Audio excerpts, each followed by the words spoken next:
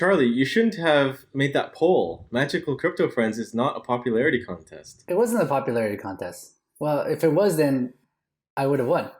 Also, I'd like to point out that the person that won had like a really weird skew of votes. And so I'm not pointing fingers or anything, but somebody bought votes. Someone. Near the end, right? I was leading for like 23 hours in the last hour. That's because you made the poll. Well, and also, like, Charlie posted it. Charlie has 800,000 followers on Twitter. And I was a very close second, so I considered that a win. I only have 200,000, so I think Charlie was around 32, 33. He ended up third. Yeah, and I'm the most popular guy on the show. I carry this. Charlie didn't even tell us. I'm like the main person here. But it was so obvious that Samsung bought votes. I mean, how lame is that? Charlie didn't even tell us. He just made the poll and Why would silently hid it from us. The problem here is clearly Samsung went full billionaire mode. That's half billionaire mode. That's only half. How many Bitcoin core trolls did you hire, Samson? Just the normal army. Just a standing army. Nice. That's called the Blockstream package. Birds.blockstream.com. Mm-hmm.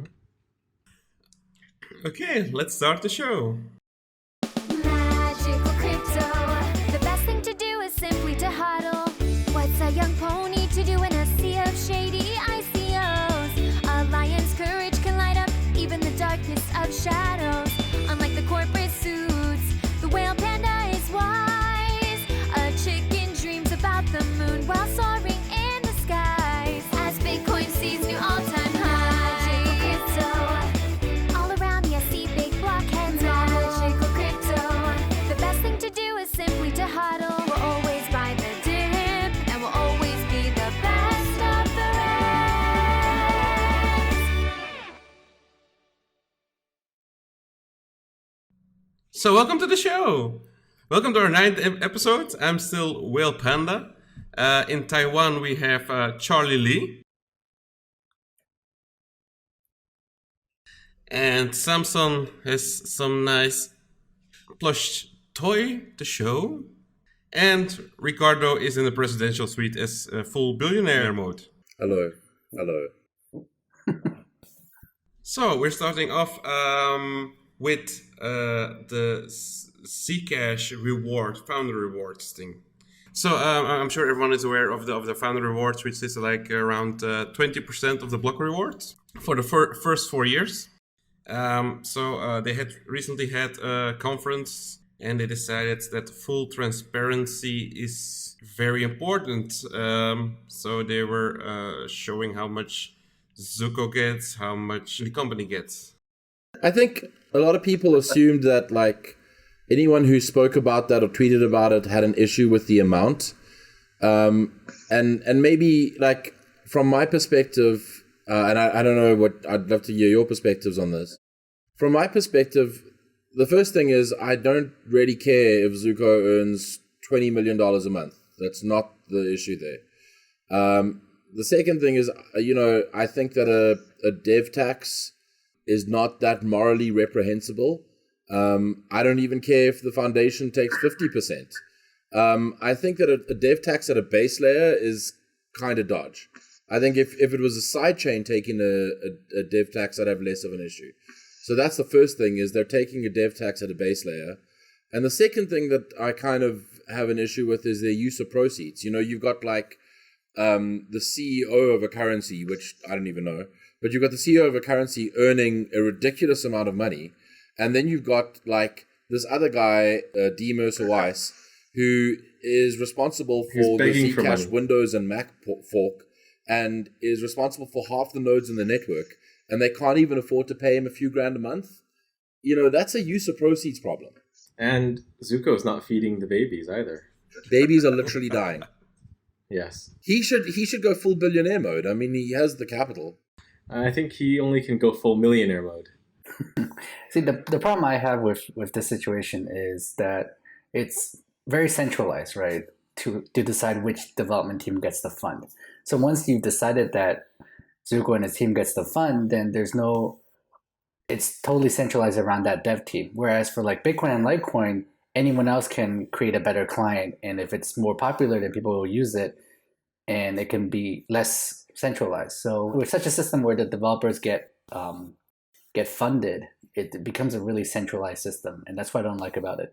When he initially decided to do this, I actually talked to him a bit about it. I suggested that he not do this, but he continued to do this. And I mean, I think the good thing is that he was upfront about it from the start. So everyone knew that if you're buying Zcash, 20% mining reward is going to this foundation and into Zuko. So you know what you're getting into. So you're not getting like scammed or anything. And yeah, he's getting paid a lot of money right now, but that's because people are willingly paying him a lot of money. So I'm fine with that. There's clearly some line, right? I mean, miners can go off and mine ZenCash or whatever if they have an issue with it, and they're not. So I mean, clearly there's tacit approval from miners, but I just think that, and I agree with your point on it centralizing, and there's clear evidence of that centralization because they are very focused on paying one dev team, and external contributors are not being paid. Yeah, exactly. I actually have a problem with, well, I've been critical about it from the start. Also with the ridiculous launch they had with the slow mining thing, which cost like at one point that one Zcash was like 40 something BTC. That was a fun time, especially when you're playing the future markets on BitMEX. Very profitable. But no. My point with it is, if you want it to be money, I'm fine with you taking like 50 or even more percent if you're doing something on layer 2. But on layer 1, it should be like neutral in a way. Now it's completely centralized. Yeah, it does leave like a bad taste because it's like directly monetizing the protocol there.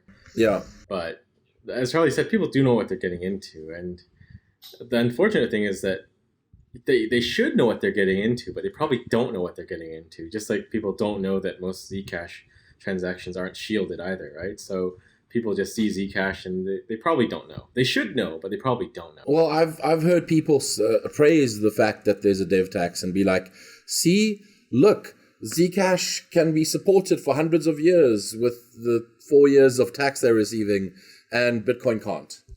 Yeah, that's one of their main criticisms. Like, oh, now at least the devs have like an incentive to keep working on it. And their burn rate is $500,000 a month. What are they going to do when the tax runs out?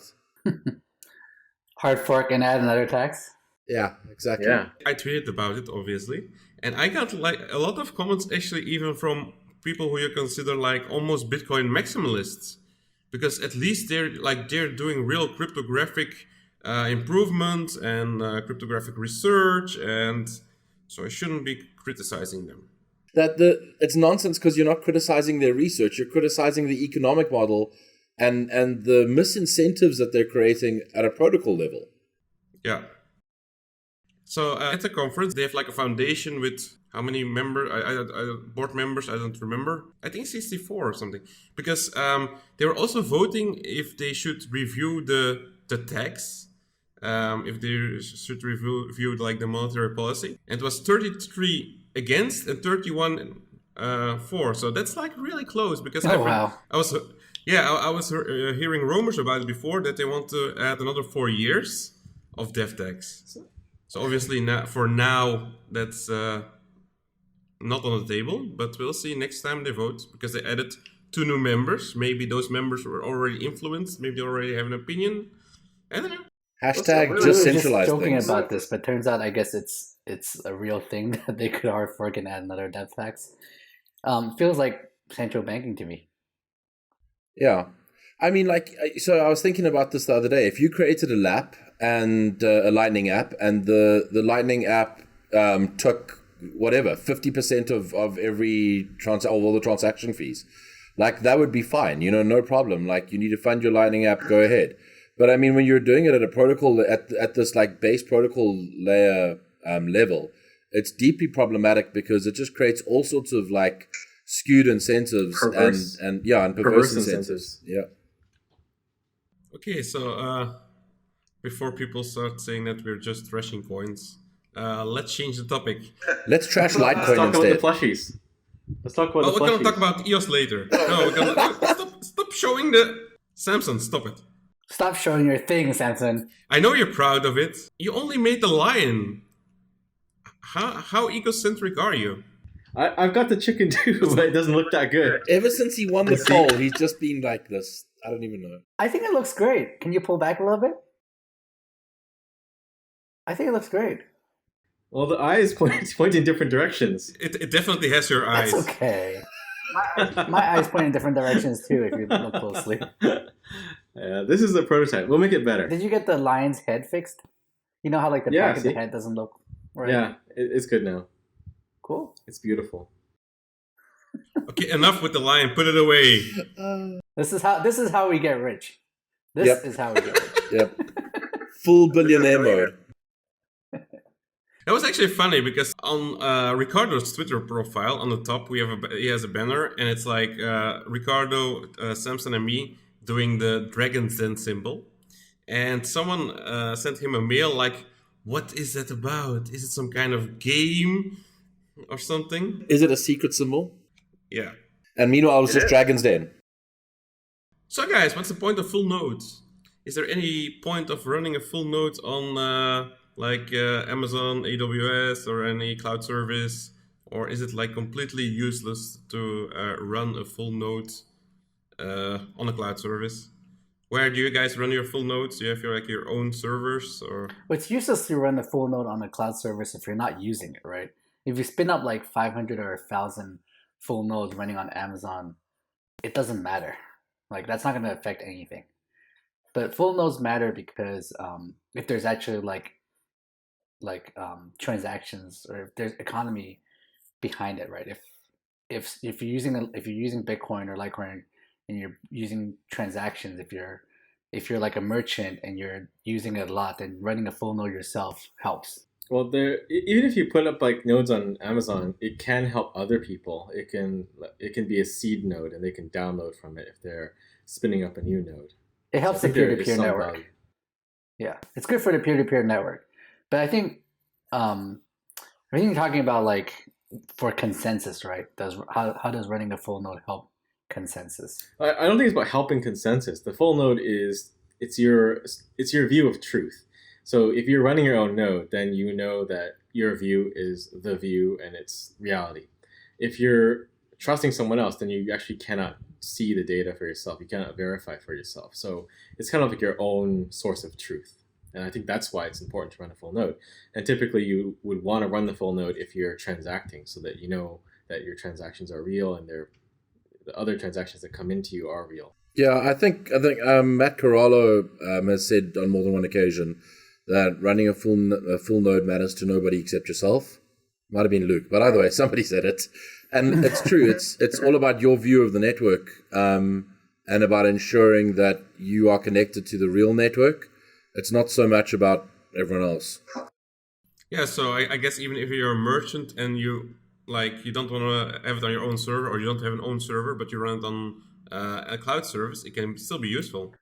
Yeah, sure. Well, there's degrees of usefulness, but I think running your own full node is probably the best and most secure way to transact any digital currency. And that's why it's a problem if you cannot run a full node. And there's like a FUD campaign where people are saying you don't need a node, you should trust someone else. Peer-to-peer means someone else's computer, not yours. It's just all gaslighting. So how many full nodes do you guys have? I have two. I have one Monero actually, and I have a Bitcoin one. I have a Bitcoin one and a Litecoin one. I've got two, but one of them is kind of cold, so it doesn't sync unless I really want to bring it on.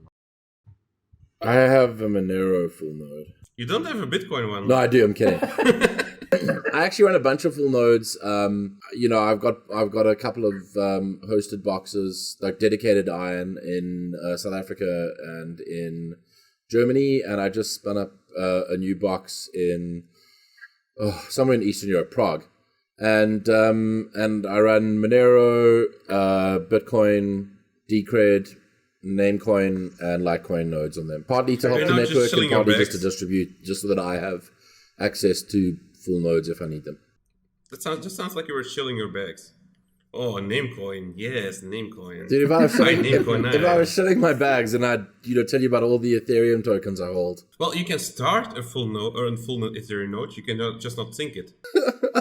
No, but you just got to enable fast hyper super sync version 7, and then it syncs in like 2 days. I don't know what your problem is. You only need like 85 gigs of RAM. What's your issue? How can you not afford that? Everyone can afford that if you're in full billionaire mode. Yeah, if you don't run a 20K node, you're not contributing. I think we should talk a little bit about why, how full nodes affect consensus, right? A lot of people, like especially in the Bitcoin Cash community, thinks like running full nodes is like a Sybil attack. It's silly, right? It doesn't make any sense.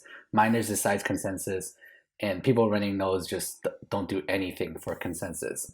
Where on the other hand, we saw like the UASF movement last year, and some people think that didn't do anything. It was just SegWit 2x that helped SegWit get activated, and others think that it's all because of UASF that SegWit got activated.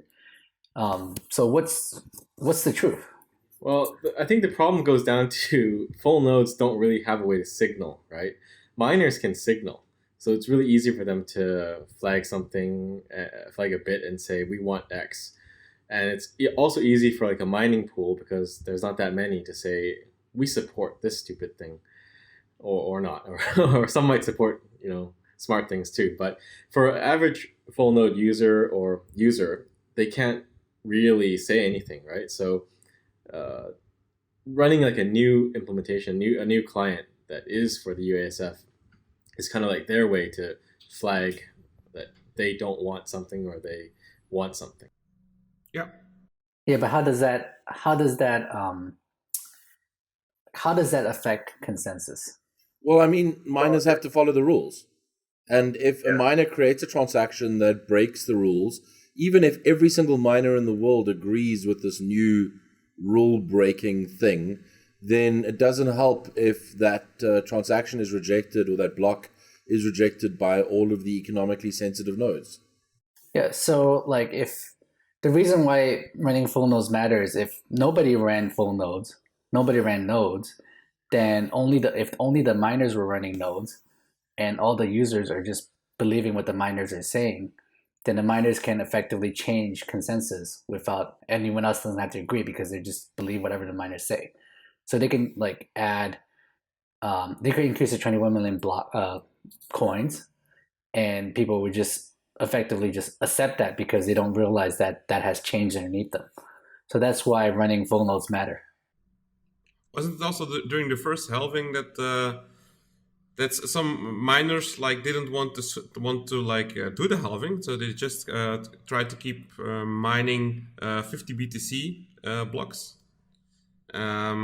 So yeah, otherwise they can just like decide everything for themselves and increase the, like Charlie said, increase the 21 million, and why not make 100 BTC rewards, mining rewards?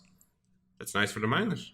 That's why we have to keep the system open to people where they can still run a full node and it still has that decentralization, because if you can centralize it, then it'll be centralized into hands of a few, and the few will try to make a decision on behalf of the network, which is what we've seen again and again, and even throughout human history too. And I think there's a reasonable expectation that most people who are not even that technically savvy, but just have some competence, can run a full node. So I've heard comments about like, Bitcoiners are obsessed with running full nodes on Raspberry Pis, and that's not the case. Yeah. I don't think it's I think that running a node on a Raspberry Pi is a fun experiment, but I don't think there's a reasonable expectation that everyone's going to go out and buy a Raspberry Pi. But you should be able to run a full node on an entry level machine. If you go to a store and you buy an entry-level laptop or an entry-level desktop, you should be able to run and sync a full Bitcoin node. And I don't think that's an unreasonable expectation.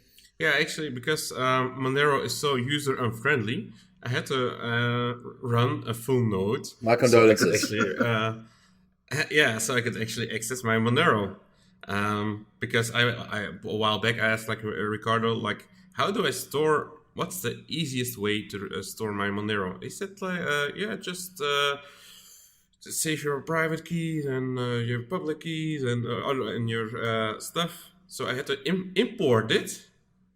And of course, you need to run a full node for that. So I had to download all. That actually took a while. It took longer to sync Monero than to sync Bitcoin, I think. Yeah, Monero's transactions are harder to verify, so it does take longer. Speaking of that, since Monero is probably will have harder scaling problems than Bitcoin, how do you see running a full node like in the future for Monero? Would that always be possible, or are we going to get to a point where it's going to be really hard? No, look, I mean, I think it'll always be possible. As a community, we are fairly we're fairly evenly split in terms of focus. There are a bunch of people in the community who want to improve on-chain scaling, so they're focused on things like improving transaction and block propagation, pruning, that sort of thing. And then you've got other people who are more focused on layer 2 scaling. And I think that somewhere in between is probably a reasonable balance. On the on-chain scaling side, I think pruning is going to help a lot because it will mean that you could fire up a node that is more lightweight and can sync up to the network faster. And you will still need archival nodes, but the archival nodes can be like fewer and further between. So, most people won't ever spin up an archival node. They'll just spin up a prune node.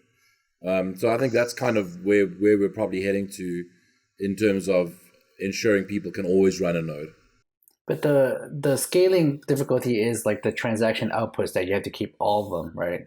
So if that grows like exponentially, how are you going to be able to keep up? Like you can't prune them, right?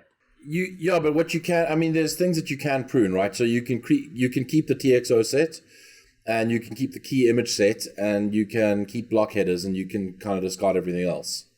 And in fact, on the TXO set, even with that, TXOs that are prior to the introduction of Ring CT aren't used unless you are clearing out or sweeping old non-Ring CT outputs.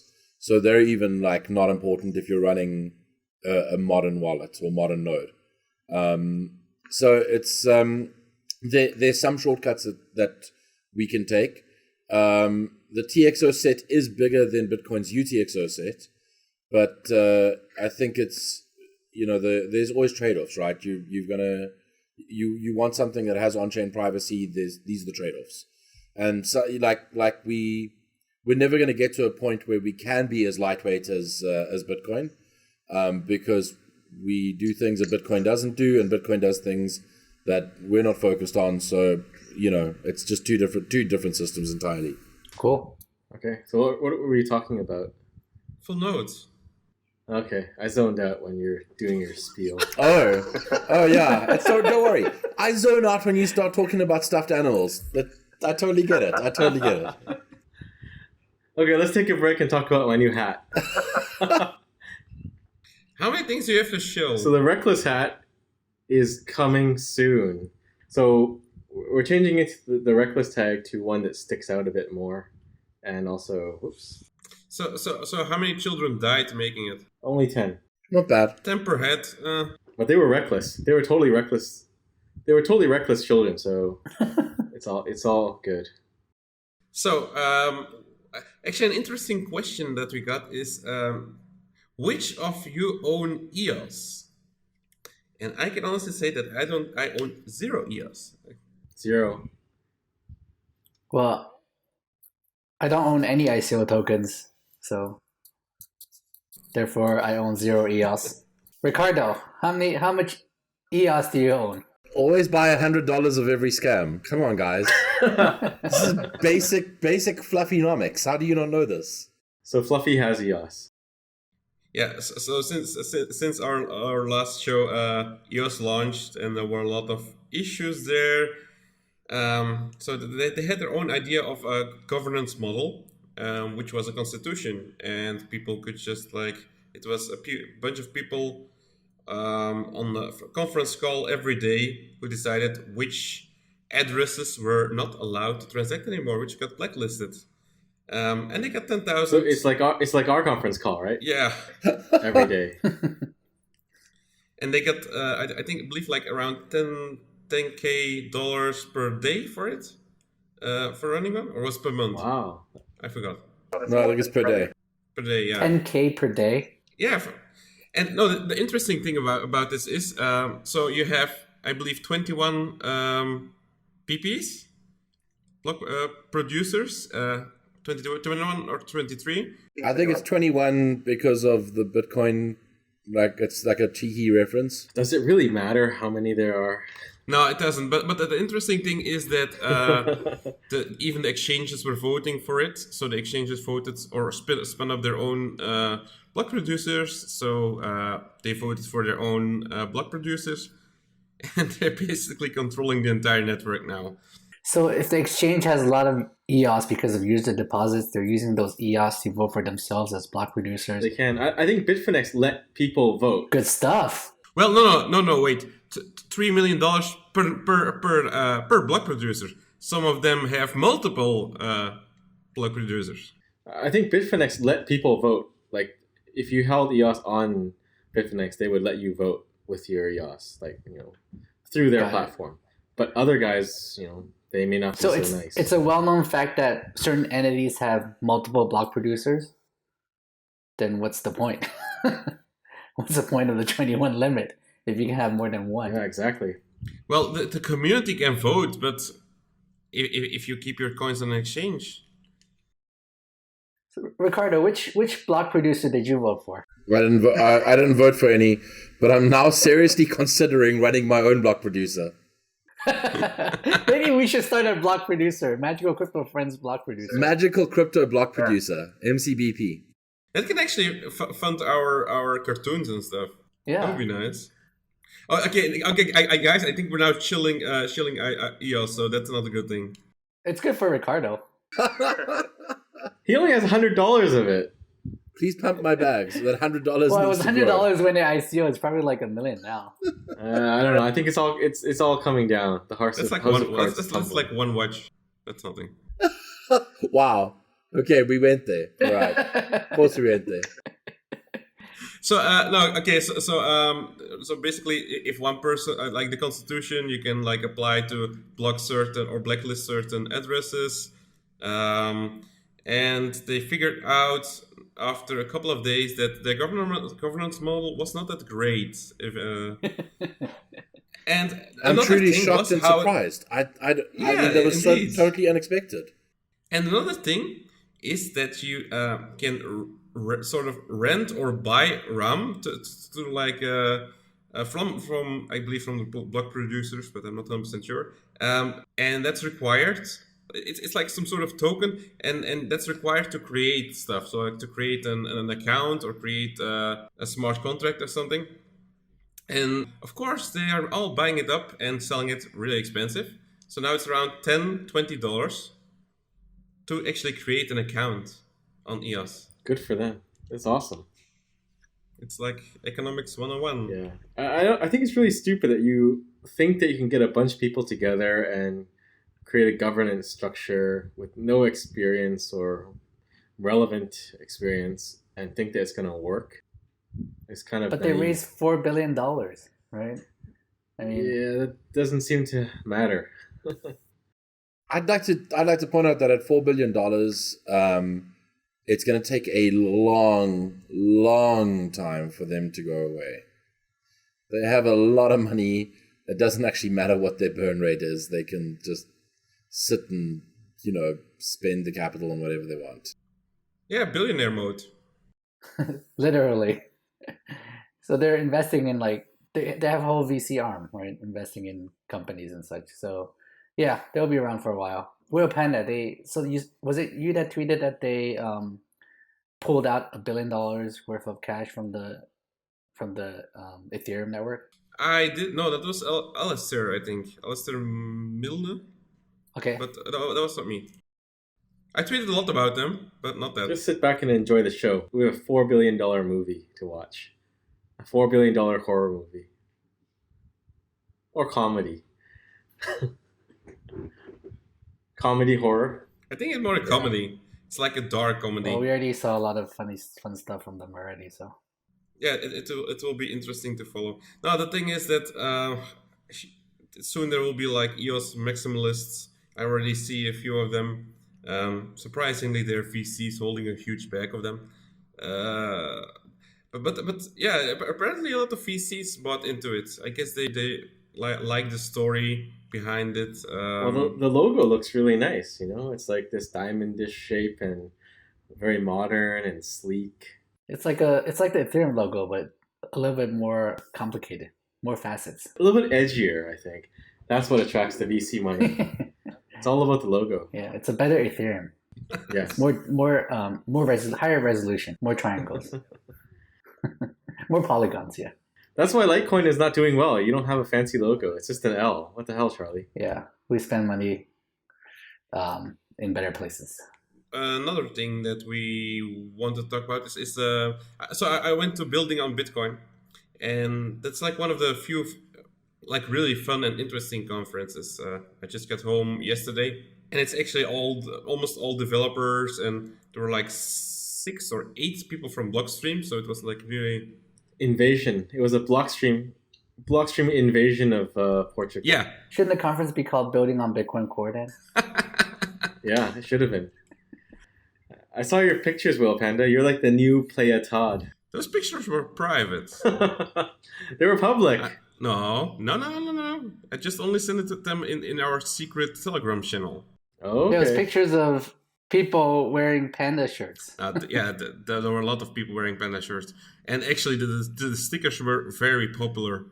I need more. I like gave them all away now. Okay, I'll make you some more. Actually, even Peter Todd put a panda sticker on his phone. Wow. Yeah. Wait, Peter Todd or Playa Todd? Which one? No, it was not during the party, so it was Peter Todd. Okay. There was some interesting talks. I also saw a demo for the Cold Card by the Open Dime guys. That was very interesting. From Rodolfo? Yeah, Rodolfo. It was a nice new hardware wallet. It looks kind of cool. It's like credit card sized. Yeah. I also saw a demo of some guy, because before Building on Bitcoin there was a lightning hackathon, I believe, somewhere, and some of the guys were there and they showed us a lightning integration for hardware wallet. They were going to talk to Ledger and Trezor and stuff. So Hashtag vaporware. And the Giacomo's presentation is always good. So if you want to watch the presentation, they're all online on YouTube. And there was also Liquid, and I think we got actually some questions about it. Like John Carvalho, Bitcoin error log. Yeah. Ask, what is Liquid? What are the risks? Why had it been dormant for so long? Why was it used as an asset issuance format instead of something else? So I guess this is for Samson. So Liquid's the vaporware thing you're talking about. It was supposed to come out like 2 or 3 years ago, I remember. Yeah, it was announced too early. I think we learned a lesson there. So that's why, like with Blockstream Satellite, we just announced it the day before and then we launch it. But Liquid is it's a side chain. It's based on the Strong Federation's white paper, and it's an inter-exchange settlement network. So the idea is you're linking together all the cryptocurrency exchanges because we have 1-minute block times in Liquid. So you peg in Bitcoin into the sidechain, and then you can move it around with 1-minute block times. It also has confidential transactions, so everything is confidential in the chain. And I think he said, why is it used as an asset issuance format? That's just icing on the cake. So we have confidential assets. We've had it for a while, and we just got a full code review from Tim Ruffing. So we decided we're going to include it in the first release. So that's why it's for arbitrage, settlement, and asset issuance, and it's confidential. So we'll have like a new wallet built by the Green Address team just for the Liquid chain. And his other question was, what are the risks? So it is a federated network. So it's secured by federated signing, so that there is a risk that 2/3 of the functionaries could attack the network, but it's highly unlikely because they're incentivized to secure the network because they're going also to be using the network. let's see, why has it been dormant for so long? It just takes time to build something, and we are not a company that will release something really quickly and take risks, because people will use this to transact large amounts of money. It is meant for large settlement amounts, so we want to make sure that the tech is solid and everything's been reviewed to our satisfaction. And I guess the other part is we're not really a hardware company, so it's taken us some time to get the functionary boxes. There's a HSM inside these 1U servers that we had to build out, all custom, and that took some time to iterate and get right. But we're launching soon. The boxes are shipped out to all the exchanges in the network, and we'll be initializing it in this week, and hopefully we'll announce it shortly after. Or it could have already been announced by the time you guys see this video. Could have, maybe. Yeah. So liquid was so hot that it burned up and became vaporware, right? Samson, so maybe especially since we've just spoken about EOS, maybe it's worth contrasting the consensus model that Liquid uses versus the consensus model that EOS uses. Well, I don't really know. I think the consensus model from EOS is by phone call, right? Whereas in Liquid, it's just 2/3 plus one signing the blocks. So the functionaries, those hardware boxes, they just blindly sign. The operators of the functionaries can't actually blacklist transactions or do anything. The boxes are really dumb. They just sign. As long as 2/3 plus one sign, then the blockchain gets extended. So that's the whole consensus mechanism. So you have to have 2/3 of those boxes running. Yeah, but they're geographically and geopolitically dispersed. So they should be online. 2/3 plus one should be online at any given time. And later on, what we can do is also broadcast the blocks over a Blockstream satellite, so you have that redundancy as well. So how many functionaries are we talking about? We have 15 at the moment, 15 boxes, but we can actually have a bigger network with participants. So they're not actually running the boxes, but they can peg in and peg out Bitcoins. Can only exchanges use it, or what's the longer term? Can anyone start issuing assets on it, or that's the goal? So first, you'll probably swap Bitcoin with LBTC. That's what we call the Bitcoin in the Liquid chain, with an exchange. But you can peg in too, so you wouldn't have to swap with the exchange. But only the functionaries, which are exchanges mostly right now, can peg out of the network. So to kind of cash back out to Bitcoin, you would still need to go through an exchange. But the beauty of it is that you can go through any exchange. So if you swapped Bitcoin for LBTC on exchange A, and then suddenly they're not there anymore, you can still peg out on all the other different exchanges. But the end goal is that we would release the client out to anybody, and anybody could issue their assets on the Liquid chain. Let me ask you some hard questions, Samson. So No. If the functionaries can't change what's in the box, right? So they just run the box, and the box comes from Blockstream. Isn't that like a centralizing thing? Like you guys kind of decide what's running, right? Like how can we know that the system is trustless? The system is not fully trustless. You still have to trust the functionaries. But the idea, how can we ensure that we don't have to trust Blockstream? Because we don't actually control the boxes. Like we make the hardware, but we can probably open source it to them, right? Or license it to the exchanges so they could make their own. But when they initialize the boxes, they have to contribute key material so that it's their box essentially. We don't actually control the box. We can't remote in and do anything to it. But the whole all the code, everything is meant to be open source or licensed to the functionary, so that if we did disappear, they can still continue the network even without us. So we're mainly like a service provider. We take a monthly fee to provide tech support essentially to the network. Mm-hmm. But also, I guess with the federated model, you're not really aiming to be fully or as trustless as Bitcoin. There's a federation, and you got to trust the federation.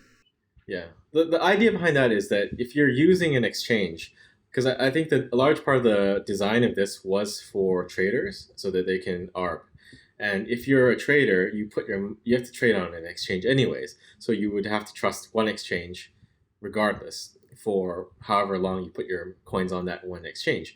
But here you're kind of trusting all the exchanges. So it's a bigger set and it's less likely that they would attack their own network for whatever reason. So who are the functionaries? Can you announce them right now or no? There's a chunk of them that have been announced already, and the rest will be announced this week. It's a blockstream secret. Ooh. But like the ones that have been announced are UnoCoin, Bitfinex, and I can't remember which ones have been announced and which ones have not been announced. But you'll see. There's a bunch of new ones in the network. Well, by the time this podcast goes live, they'll all be announced. Okay. So Interesting. Thanks for the very long liquid chill. Well, I have one more question, Samson. when ICO? When ICO. When ICO, you could ICO in Liquid. You could issue a token in Liquid. So Liquid is another altcoin, just like Lightning Network, right? I wouldn't say it's an altcoin. The Bitcoin in Liquid is pegged to Bitcoin, so it's a one-to-one relationship. So it's kind of like Lightning. But Lightning is altcoin. Yeah, if Lightning is altcoin, then Liquid's an altcoin. They are one-to-one pegs. Can we have a peg token for Bitcoin Cash? Why would you want that? Because then Bitcoin Cash is an altcoin on Liquid. You could burn Bitcoin Cash and issue a Bitcoin Cash token in Liquid. No. Or you could just burn Bitcoin Cash. Like one thing that someone could do is tokenize crypto into Liquid, because a lot of exchanges have a really hard time keeping their Ethereum node running. So do what Tether did for USD to Ethereum, right? Just peg in, keep a bunch of Ether in cold storage, and let people transact these Ether tokens inside Liquid, because it's just for trading, really, right? No one's using it for dApps. Ooh, controversial. So you're expecting a lot of ERC20 tokens to convert to Liquid tokens?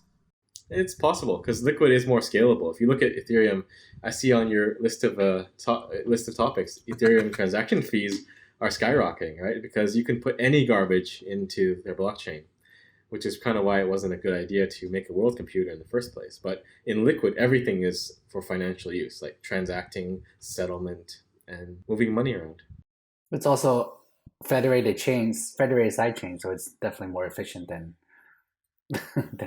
Ethereum. So yeah, so if Ethereum keeps going the way it's going now, I'm pretty sure a lot of people will just start using Liquid for all their token issuance. Then you'll be rich. Not really. Full billionaire mode. Blockstream, that's how they're gonna make money from poor people. Blockstream won't monetize the protocol there. Like I think I said in an interview somewhere that the things that we work on will make money eventually, but that was kind of like misconstrued. Like we won't monetize the protocol itself, but we'll do things on top of the protocol. But then technically you could do it too. So if we had like an asset issuance platform, you could also build it. Like we're going to compete pretty fairly on top of the protocol. Thanks for crippling Bitcoin, Samson. Thank you. Anytime. I did it for Litecoin. Yeah. Okay, since Samson already kind of spoiled the agenda, so we're going to talk about Ethereum. So the fees have been skyrocketing, apparently. A lot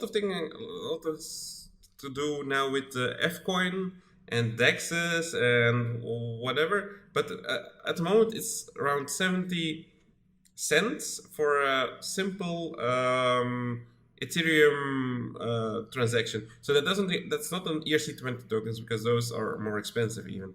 So it seems like the Ethereum is grinding to a halt. Maybe too early to say, but they have some serious issues there right now. And actually, related, a fan question was, why don't you guys like Ethereum? Asking for a friend. I love Ethereum. It's so entertaining. It's like a popcorn mode. I think we've discussed the general criticisms of Ethereum before. If we haven't, then we should probably dedicate a couple of shows to that. But I think, suffice it to say that one of the biggest criticisms of Ethereum is just this like not invented yet syndrome. there are good, sound, robust ways of building a blockchain protocol, and those were largely ignored in favor of 12-second blocks. And anything that is using Ethereum and trying to build something at scale, like Funfair, Funfair have got an entire system that relies on like payment channels and builds on things like that, because you can't really just have like state updated globally through 12-second blocks. It's just not feasible. The problem I have with Ethereum is it's trying to be a decentralized like world computer, right? The problem is it doesn't scale, one. Two is not many applications really need decentralization. So for me, decentralization is a means to an end, and the end goal is censorship resistant, right? The only reason why you need decentralization is because you want it so that it's decentralized and you can't censor your transactions and they can't change it, right, after the fact. So that's useful for financial applications like Bitcoin, where if you want to send money, you don't want people to be able to censor that transaction or to change it or to double spend it. But for decentralized applications, there's really not many use cases for that, right? Like, for example, the really extreme example is CryptoKitties. CryptoKitties brought the whole network down because people were sending or buying kitties, like digital kitties. Stuff like that don't need censorship resistance, right? You can, if Google or Amazon. You never know. There could be a government that really doesn't want you to breed virtual cats, and they're going to clamp down and throw you in jail, and then you would need a decentralized cat breeding. If you really do need it, then it will happen. But for most of these stupid use cases, you don't. And like if Google or Amazon was running a smart contract network that had CryptoKitties on it, like 99.99% of people would trust that they're not going to steal your cats. They're not going to mess up, right? And transactions on those networks will be 1,000 times more efficient than Ethereum transactions and 1,000 times cheaper. And people will be willingly pay for that, will be fine with that. CryptoKitties should just move to Liquid, because then you can just trust Blockstream. Yeah, I mean, honestly, it could, right? I think we've been shilling Blockstream too much. Really, we should cut it down. Hey, we pay you, Will Panda. You should not say that. I have not received anything from Blockstream.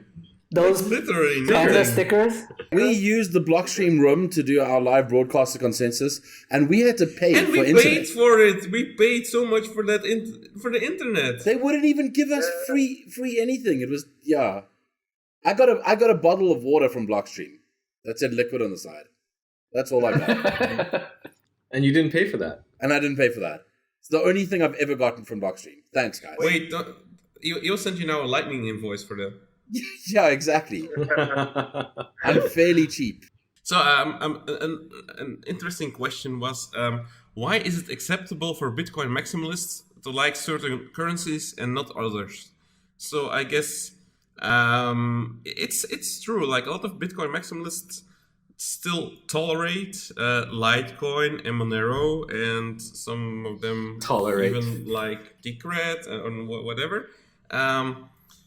But not Ethereum and EOS and stuff like that. So I think one of the main reasons for that is the fair launch, no ICO, realistic about the limitations of the blockchain.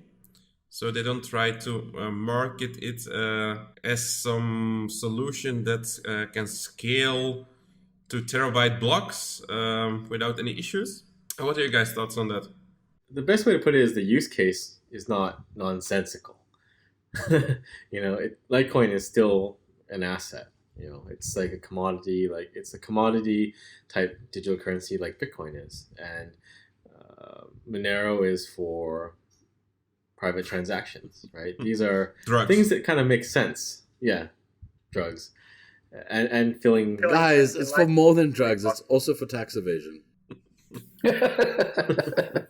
and probably guns too, right? And also for buying Mariah Carey albums and Backstreet Boys mugs. But the use cases aren't crazy. So I think when we hear things like, I don't know, world computer and all these things. It just kind of feels too out there. Well, yeah, or like a lot of these coins are like they have a huge marketing budget, right? They market themselves as like privacy coins when the privacy is just crap, right? There's a ton of these coins around. I mean, or coins that say that they can really scale, right? Or like, I mean, a lot of ICOs claim that they're going to be better than Ethereum or the next big thing, right? I mean, that's just. Well, that's the fun thing, right? Now you got EOS and Tron both saying we're the next Ethereum, which is hilarious. So, Ricardo, what are your thoughts on that? Why don't Bitcoin maximalists hate you? We do. He's frozen. Look, so here's the thing, right? I've said this to people in the past. If Monero dies and you know everything just falls apart, there'll be some sad people, but everything will largely continue in the cryptocurrency space. If Ethereum dies, there will be a lot of bag holders left with worthless bags, and there'll be some sad people, but everything will largely continue bar a bunch less ICOs. But if Bitcoin dies, like, it'll take the entire industry down with it. And I think that that's something that a lot of people either purposely ignore or just don't realize.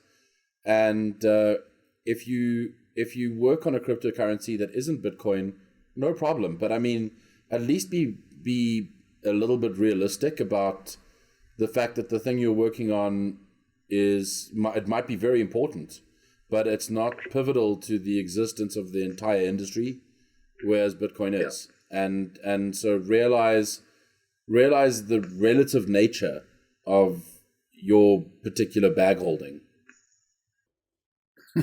Yeah, I totally agree. I think like most of the Monero and Litecoin community all agree that if Bitcoin doesn't succeed, like Litecoin and Monero is not going to go anywhere. So Litecoin and Monero kind of requires Bitcoin to succeed. They complement Bitcoin. Yeah. Whereas like all these other coins, their success means that Bitcoin has to fail, right? For Ethereum to succeed, it has to flip in Bitcoin, and Bitcoin will fail. And all these other coins are trying to like replace Bitcoin, especially like Bitcoin Cash, right? It's their whole positioning. Yeah, and that's why like Bitcoin maximalists will obviously hate these coins because they don't complement and work with Bitcoin. They want to kill Bitcoin, so. And they make no sense. And they make no That sense. too. Okay, another question. Any plans to do a live show? I think most people would prefer that if possible. We did. Yeah, but I think they mean like live stream. But then they would hear like 30 minutes of us trying to set it up, losing internet connection and stuff like that. So yeah, no. But I think that's fine. I'm willing to do a live show. I think like we care too much about quality. I think I'm willing to sacrifice quality for. You know that liveliness. Samson is a perfectionist. It's also hard to get us together too. Yeah. So the live show would be like at some weird hour. Like for Like North now. America, we do it like, well, yeah, but in North America, I do it like at 11 at night. So that's not like prime time. So that's when all the kids are awake. That's when all the work happens. 8 a.m. in South Africa is like when everyone's sitting in traffic on the way to work. You know, I mean, They could listen in. That's perfect. I don't know. I don't see much value in a live show at this point. Well, I think people care about seeing it like soon afterwards, right? Not like a month afterwards. Yeah, look, we can throw more resources at editing. And if people want these videos faster, donate. Donate Bitcoin. No, okay. So just to be clear, we are all 4 of us recording it locally on a GoPro, and we're all recording the sound separately. On top of that, so we have to send like 20 gigabyte files to Reinhard, who is in South Africa. So with their shitty internet, it takes like 24 hours to download everything, and then he has to like cut it and remove the cat sometimes from it, and remove us drinking or walking away, and yeah. So it's not really that handy. Usually like half the time Ricardo's like cutting in and out too because he's on that crappy South African internet. No, that's been me muting my mic accidentally. It's not. It's too early in the morning for this.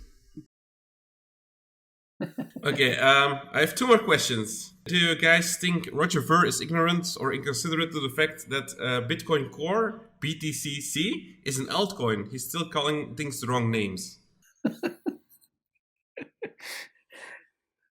I get confused now. I don't know what's going on. Bitcoin Core is an altcoin. Yeah, it is. Someone launched an altcoin called Bitcoin Core Coin. Yeah. Is that related to Classic or no? Yeah. Yeah. So now, like every time you talk about Bitcoin Core and you refer to it as BTCC or anything like that, you're referring to the altcoin, not the piece of software. Yeah. But BTCC is also BTC China. Yeah. Yes, I know. It's so good. I like at this point in time when people talk about BTCC, I don't know if they want to like sell me casino chips with Bitcoin on. Oh, that's so confusing. To answer the question, I think it's just it's inconsiderate. Then I don't think he's ignorant. He knows that BTCC is a coin. I thought I had like those BTCC ships, casino ones in my desk drawer, but I cannot find. Oh! Look. Those poker chips are actually pretty cool. They're amazing. Except I'll never play with them. Yeah, exactly. They're worth too much now.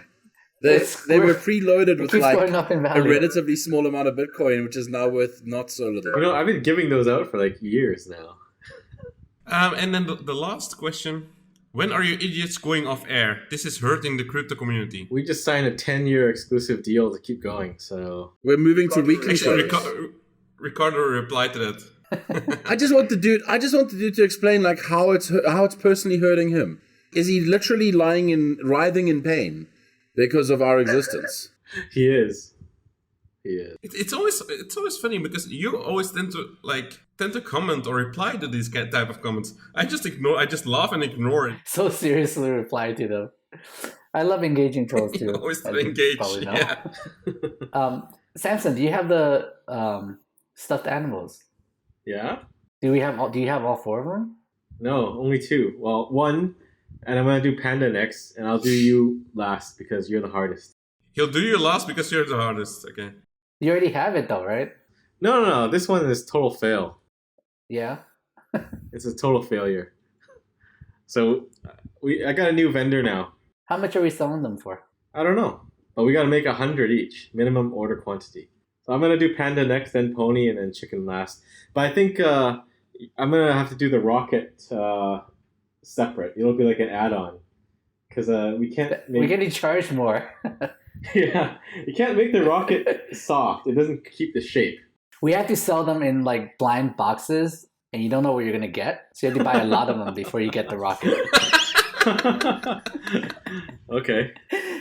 You get the goggle, the Rocket.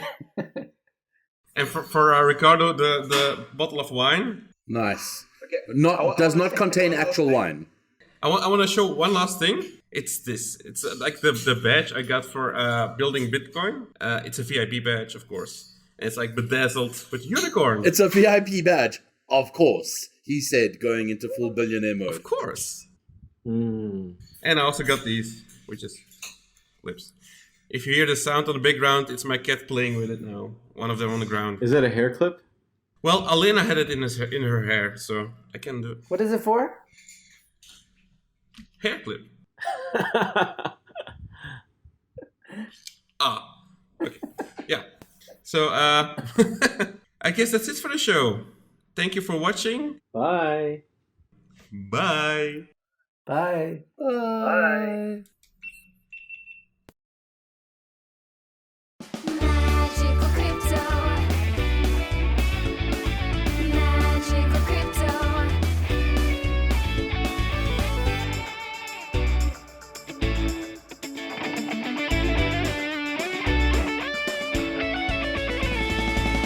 Magical crypto will always be the best of the best. Is that a reckless lion? Yeah, it's a very reckless lion. What's reckless about him? What is reckless about? It's using Lightning Network. He's using Lightning Network. Yeah.